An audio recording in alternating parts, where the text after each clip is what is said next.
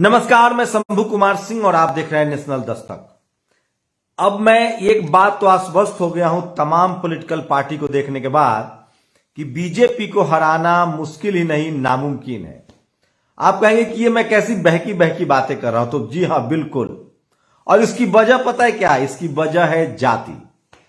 आपको जानकर हैरानी होगी और भरोसा नहीं होगा, कुछ दिन पहले राहुल गांधी ने कहा था कि हमारी पार्टी में संघ का स्लीपर सेल काम करता है। पहले जान लीजिए स्लीपर सेल क्या होता है। स्लीपर सेल होता है छुपे हुए लोग जो बाहर से आपको पता नहीं चलेगा, लेकिन वो अपने एजेंडे पर काम करते रहते हैं। और अब मुझे साफ हो गया है कि इस देश में एक पार्टी डीएमके, द्रविड़ मुनेत्र कड़गम, जिसकी तमिलनाडु में सरकार है, उसके बाद कोई ऐसी पार्टी नहीं है जिसका स्लीपर सेल जो है, संघ का स्लीपर सेल, उस पार्टी में ना हो। और आपको जानकर हैरानी होगी कि वो जो स्लीपर सेल है वो उस पार्टी पे मीडिया पर सबसे पहले कब्जा करता है, पार्टी का प्रवक्ता बनता है, फिर मुख्यमंत्री का करीबी होता है। और वो जो तमाम जो बहुजन नेता है, और अब तो सवर्ण जो नेता है, चाहे वो ममता बनर्जी हो, चाहे नवीन पटनायक हो, सबके यहां पीके जैसा आदमी काम करता रहता है। और पीके जैसे आदमी ने सारी पार्टियों को समझा दिया है कि आपको धर्म के एजेंडे पर बोलना नहीं है, धर्म के एजेंडे पर काउंटर नहीं करना है, और यहां तक कि धर्म के एजेंडे पर ही आपको चुनाव लड़ना है। और सोशल जस्टिस का कोई नाम लेवा नहीं है। जबकि जनता जो है, एससी एसटी ओबीसी माइनॉरिटी जो बहुसंख्यक आबादी है, वो ज्यादातर सोशल जस्टिस के नाम पर अब बात करना चाहती है और वोट देना चाहती है। तो हर पार्टी में पीके है, हर पार्टी में आपको बता दूं कि स्लीपर सेल है। इसके मैं बाकायदा सबूत भी दूंगा। उससे पहले एक दुखद खबर आ रही है। भारत के 16 जवान जो हैं वो शहीद हुए हैं। और सबसे दुख की घड़ी है इस समय, सिक्किम में ये हादसा हुआ है और एक गाड़ी के पलटने से, खाई में गिरने से 16 जवान शहीद हुए हैं। सोचिए, अभी इस समय हम लोग, कोई भी आदमी सरकार से जैसे सवाल पूछेंगे, हम लोग को कह दिया जाएगा कि भैया आप सेना के जवान पर सवाल उठा रहे हैं। सवाल तो होना चाहिए कि किसकी गड़बड़ी है। पुलवामा में जो हुआ, जो हमारे जवान शहीद हुए, सुरक्षा में चूक थी। आज जो सिक्किम में हुआ, उसको लेकर कौन जवाब देगा? कहीं ना कहीं कुछ तो गड़बड़ी हुई होगी। घटना, कोई भी एक्सीडेंट कोई भी हो, उसकी कोई ना कोई वजह होती है, तभी जाकर वो घटना होती है। तो इस घटना के लिए कौन जिम्मेदार है, ये सबसे बड़ा सवाल है। और मैं इसीलिए कह रहा हूं कि सरकार से सवाल पूछना, सेना से सवाल पूछना नहीं है। सवाल है कि कुछ तो गड़बड़ी हुई होगी, कुछ तो प्रॉब्लम्स हुई होगी। आखिर कैसे इतना बड़ा हादसा हुआ? कोई प्लान भी क्यों नहीं था?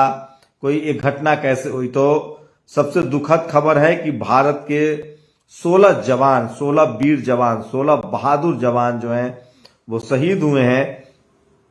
और सबसे दुखद खबर है इस समय की, तकलीफ दे खबर है। और आप समझिए कि किस तरह से 16 जवान, भारत माता के 16 जवान जो हैं वो शहीद हो गए हैं।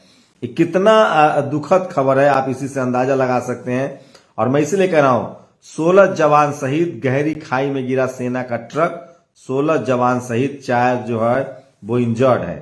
तो इस समय की सबसे दर्दनाक खबर आ रही है सिक्किम से। नॉर्थ सिक्किम में सेना के ट्रक का एक्सीडेंट हो गया। इस हादसे में 16 जवान शहीद हो गए, 4 घायल बताया जा रहा है। यह हादसा तब हुआ जब जवानों को लेकर ट्रक जा रहा था। इस दौरान खड़ी ढलान में ट्रक फिसल गया और खाई में जा गिरा। तो सोचिए कि ये घटनाएं, पुलवामा के समय भी कहा गया था कि एयरलिफ्ट क्यों नहीं किया जाता है जवानों को हेलीकॉप्टर की सुविधा क्यों नहीं दी जाती है, जवानों को बेहतरीन साजो सामान मुहैया क्यों नहीं कराया जाता है।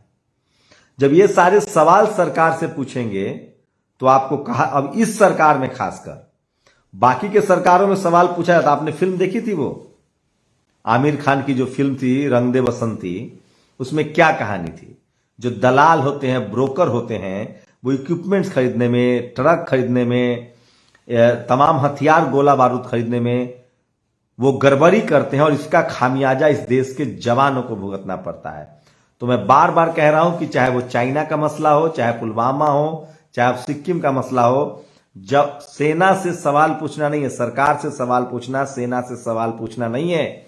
सरकार से इसलिए सवाल पूछा जाता है ताकि सेना का हित सुरक्षित रहे, सेना के साथ कोई धोखेबाजी ना हो, सेना के साजो सामान में कोई कमीशन खोरी ना हो, इसलिए पूछा जाता है। अब दूसरी बड़ी खबर स्लीपर सेल की बता रहा हूं। सोचिए, कांग्रेस से शुरुआत करता हूं। कांग्रेस में पवन खेरा, सुप्रिया श्रीनेत, कोई मालवीय हैं, ये तमाम ब्राह्मण समाज के वहां स्पोक्स पर्सन है और मीडिया इंचार्ज है। उनके जो हेड मीडिया इंचार्ज है जयराम रमेश, वो पूरी तरह से ब्राह्मण समाज से हैं।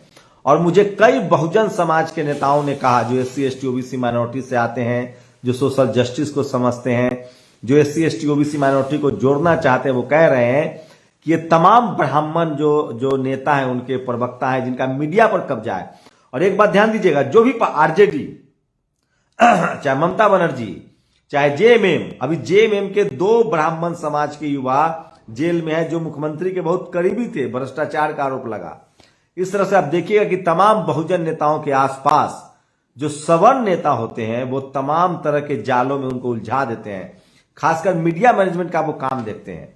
लेकिन अरविंद केजरीवाल की मैं एक बात बता रहा हूं। आज दिल्ली में मेयर का अनाउंसमेंट हुआ। अरविंद केजरीवाल को पता चल गया कि मुसलमान इस बार हमसे नाराज है। 27 ऐसे वार्ड थे जहां कांग्रेस को वोट मिला और 8 वार्ड में ही आम आदमी पार्टी जीत पाई। इसका मतलब था कि मुस्लिम नाराज था। उन्होंने मुस्लिम को डिप्टी मेयर बनाया है, मतलब मेयर जो है वो उन्होंने हिंदू को बनाया है, तो डिप्टी मेयर मुसलमान को बनाया है। शेड्यूल कास्ट का वोट तो उनको पता है कि फ्री में मिल रहा है, तो उस पर कोई नजर नहीं है। लेकिन मुसलमानों की नाराजगी, लेकिन ये जो जोर गणित है, ये जो गुना भाग है, ये बाकी दलों में बिल्कुल नहीं है। इसलिए आम आदमी पार्टी काम कर रही है। तमाम जगहों पर जो सवर्ण नेता हैं, जैसे आज देखिए राम सेतु पर एक बयान आया संसद में। बीजेपी ने कहा कि राम सेतु का कोई अस्तित्व हो, मानव निर्मित अस्तित्व है, पुल है, इसके कोई मतलब सबूत नहीं है हमारे पास। इसको लेकर तमाम सवर्ण नेता ने उनको हिंदू कार्ड पर घेरना शुरू कर दिया। मतलब आप RSS को और बीजेपी को धर्म के नाम पर नहीं हरा सकते। उनको SC ST OBC minority, social justice, सामाजिक न्याय, अस्पताल, दवाई, पढ़ाई लिखाई के नाम पर हरा सकते हैं। लेकिन जब आप देखेंगे कि तमाम गैर बीजेपी दलों में भी जो सवर्ण नेता हैं, वो हिंदू कार्ड में रहते खेलते हैं। और यही है पीके का मॉडल। पीके ने पूरे देश के नेताओं को, पार्टियों को यही समझा दिया कि भैया आपको हिंदू मुस्लिम पर बात नहीं करनी है, मुसलमानों के पक्ष में नहीं दिखना है, हिंदुओं के से सवाल नहीं पूछना है, और सवर्ण जाति, सोशल जस्टिस, आरक्षण की तो बात ही नहीं करनी है। और इसीलिए मैं कहता हूं कि हर जगह स्लीपर सेल है बीजेपी का। इसलिए स्लीपर सेल बीजेपी को हराना मुश्किल ही नहीं, नामुमकिन है। आज मैं अपना अनुभव बता रहा हूं। कांग्रेस तो अभी सोशल मीडिया पर सबसे ज्यादा खबर क्या चल रही है? राहुल गांधी के रोड शो का। मैं आपको वो तस्वीरें भी दिखा सकता हूं। लेकिन आपको जानकर हैरानी होगी कि सोशल मीडिया पर लोग कांग्रेस का रोड शो दिखा रहे हैं, लेकिन वही बीजेपी जो कांग्रेस के जो नेता हैं, वो नहीं चाहते हैं कि ये खबरें जो हैं वो मीडिया में आए। और वो खुद जो है वो मीडिया वाले को, टीवी अखबार वाले को, वो उन्होंने अंदर घुसा रखा है, जो उनके निगेटिव कैंपेन चला रहा है। पूरा टीवी अखबार जो है एयरपोर्ट पर है, कोविड पर है, कोरोना पर है, खबर चला रहा है कि लॉकडाउन हो सकता है। ये देखिए जनसैलाब राहुल गांधी के रोड शो में। राहुल गांधी दिल्ली के गेट पर बैठे हुए हैं। वो फरीदाबाद में है। कल 6 बजे से बॉर्डर पर एंट्री करेंगे, लेकिन एक भी सोशल मीडिया के पत्रकारों को अंदर नहीं जाने दिया जा रहा है। जबकि लगभग 150 से 200 यूट्यूबर, जिसकी रीच कम से कम 100 मिलियन लोगों तक है रोज का, वो चाहते तो वहां जाते, अपनी रिपोर्ट्स बनाते, लोगों से बात करते, छोटे छोटे नेताओं से बात करते, तमाम लोगों से बात करते। लेकिन ये इन्होंने ब्लॉक कर रखा है। और जो अंदर जो इनके टीवी अखबार वाले पत्रकार हैं, वो इनके खिलाफ निगेटिव कैंपेन चला रहे हैं और राहुल गांधी मंचों से मीडिया की खिंचाई कर रहे हैं। लेकिन ये बात जयराम रमेश, पवन खेरा, सुप्रिया श्रीनेत को कौन समझाए? मालवीय को कौन समझाए? मालवीय मतलब एक तो मालवीय बीजेपी के भी आईटी सेल के हेड है, यहां भी जो मीडिया के हेड है वो कोई मालवीय भी है, मालवीय ही है। तो ये स्लीपर सेल काम करता है, ये बाकी इन लोगों की मर्जी है, हमारा काम तो था बताना, हम बता रहे हैं। तो बहुजन नेताओं को सोशल मीडिया पर आना चाहिए, अपना यूट्यूब चैनल, फेसबुक चैनल बनाना चाहिए, कंटेंट को जनरलाइज करना चाहिए और सोशल मीडिया पर आपको अपनी रीच बढ़ानी पड़ेगी। नहीं तो एक बात तो साफ है कि आपके घरों में जो स्लीपर सेल बैठा है संघ का, इस देश में पार्टी कोई भी हो, तमाम नेता अपने हितों को आगे रखते हैं, अपने समाज के हितों का। जैसे लालू यादव हो, अखिलेश यादव हो, मायावती जी हो, ये बहुजन समाज से हैं, बहुजन समाज की आइडियोलॉजी को फॉलो करती हैं, बहुजनों के आइडिया को आगे रखती हैं। लेकिन जो सवर्ण समाज के नेता होते हैं वो सवर्ण आइडियोलॉजी आगे रखते हैं। लेकिन सारी पार्टियों में जो प्रवक्ता का पद है, जो मीडिया का प्रभारी है और जो नजदीकी एडवाइजर है, वो सब के सब सवर्ण नेता है। तो फिर एससी एसटी ओबीसी माइनॉरिटी का वहां चलेगा कहां? तो इसलिए मैं कह रहा हूं कि ये जो समस्या है, इससे कम से कम बहुजन नेता को सचेत होना चाहिए। मुझे कांग्रेस का तो नहीं पता, लेकिन वो जो है मीडिया पर हमला बोलते रहते हैं, लेकिन उनके पार्टी में जो स्लीपर सेल है उनको वो दुरुस्त नहीं करते हैं। वो तो हम लोग की नैतिक जिम्मेदारी है एक पत्रकार के तौर पे कि तमाम खबरों को हम लोग दिखाते हैं, और इसलिए राहुल गांधी के रोड शो को भी हम लोग दिखा रहे हैं। तो ये कल राहुल गांधी जो है वो बदरपुर बॉर्डर से चलेंगे और लगभग 4 बजे के आसपास वो आएंगे लाल किला, वहां से उनका भाषण है, उसके बाद 7 दिन का शायद रेस्ट है। लेकिन किसी भी सोशल मीडिया के पत्रकारों को बात नहीं करने दिया जा रहा है। तो इसलिए मैं कह रहा हूं कि तमाम जो पार्टियां, उसमें स्लीपर सेल जो है वो आरएसएस बीजेपी का है। सवर्ण समाज के जो पॉलिटिकल लीडरशिप है वो बीजेपी आरएसएस की तरह ही सोचती है। चाहे वो चुनाव आयोग हो, वहां सवर्ण है, चुनाव चाहे वो ब्राह्मण समाज के लोग मीडिया पर कब्जा है, जुडिशियरी पर कब्जा है, ब्यूरोक्रेसी पर कब्जा है, चुनाव आयोग पर कब्जा है, तमाम बड़े संवैधानिक पदों पर कब्जा है। और उनका जो आइडियोलॉजिकल जो उनका फ्लुएंसी है वो आरएसएस से मिलता जुलता है। वो अपने व्यक्तिगत सफलता के लिए किसी भी पार्टी में रहे। मैं एक बात और बता दूं, एससी एसटी ओबीसी माइनॉरिटी के नेताओं में क्या फर्क है और सवर्ण नेताओं में क्या फर्क है। आज जो देश के हालात है, सवर्ण के नेता किसी भी पार्टी में हो, बीजेपी के अलावा, वो अपना वोट ला सकते हैं, अपना व्यक्तिगत, हो सकता है उनका परिवार भी उनके बात पर वोट ना दे, उनका व्यक्तिगत सफलता के लिए वो दूसरी पार्टियों में रहते हैं, जगह बनाते हैं, लेकिन उनके साथ जमात नहीं होता है। लेकिन जब एससी एसटी ओबीसी माइनॉरिटी का नेता किसी पार्टी में जाता है, तो वो अपने जमात को लेकर जाता है और वो कम्युनिटी उसको अपना नेता मानती है। मौर्य, कुशवाहा, पासवान, रावण, ये सब लोग कम्युनिटी बेस्ड नेता है, उनकी संख्या ज्यादा है, तो वो जमात वोट में तब्दील हो जाता है। लेकिन सवर्ण समाज वोट करता है सिर्फ और सिर्फ बीजेपी को। ये आंकड़ा है और तमाम चैनल्स इस तरह के आंकड़े देते रहते हैं, इसलिए मुझ पर कोई ब्लेम मत कीजिएगा। इसलिए मैं कह रहा हूं कि तमाम पार्टियों में बीजेपी के स्लीपर सेल है जो बीजेपी और आरएसएस के लिए काम करते हैं, और इसमें पीके ने बहुत इजाफा किया है। जिन जिन पार्टियों ने पीके की सेवा ली है वो समझिए वो मनुवादी विचारधारा पर आगे बढ़ेगी, उसको धर्म की राजनीति समझा दिया जाता है। और धर्म की राजनीति में फिलहाल बीजेपी का कोई तोड़ नहीं है, कोई सानी नहीं है। धर्म की राजनीति में अगर कोई वोट मिलेगा तो वो सिर्फ और सिर्फ बीजेपी को मिलेगा। एक इस समय की और दुखद खबर बता रहा हूं, ये वीडियो देखिए, सबसे ज्यादा खतरनाक वीडियो है। जाति जो है मरने के बाद भी पीछा नहीं छोड़ती है। ये वीडियो जो है मध्य प्रदेश का है। मध्य प्रदेश से 2 बड़ी खतरनाक खबरें आ रही है। एक तो untouchability with the dead body, several caste Hindus stopped SC family from performing the last rites of dead body at the crematorium in MP Chhatarpur. Madhya Pradesh के छतरपुर में शेड्यूल कास्ट शख्स की मौत होती है। उनको जाति विशेष के जो गुंडे हैं, जो मनुवादी हैं, वो उनको अंतिम संस्कार के लिए नहीं जाने दे रहे हैं। वहीं मध्य प्रदेश में एक जगह शेड्यूल कास्ट के लोगों पर उनके घर को जला दिया गया। ये भी बड़ी खबर है जो मैं आपको बता रहा हूं, और इसलिए मैं कह रहा हूं कि सोशल मीडिया ही सच्चा मीडिया है, सोशल मीडिया ही बहुजन मीडिया है।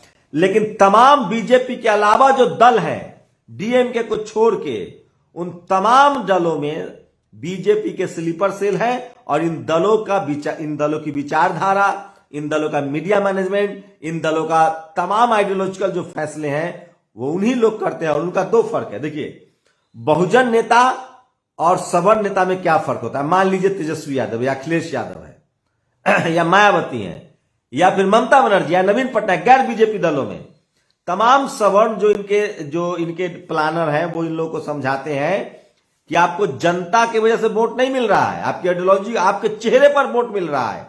और ये लोग अपनी तारीफ सुन के गद, जैसे अखिलेश जी को कहेगा, अखिलेश जी आप ही पार्टी हैं, आपके नाम पर जनता दीवाना है, अखिलेश जी खुश। तेजस्वी जी आप ही पार्टी हैं, आपके नाम पर ही जनता वोट दे रही है, आइडियोलॉजी का कोई मतलब ही नहीं है, वो आप छोड़िए ना, वो सब दूर रहने दीजिए, वो भी खुश। ममता बनर्जी तक कोई लोग कहते हैं कि अरे मैडम आपके नाम पर।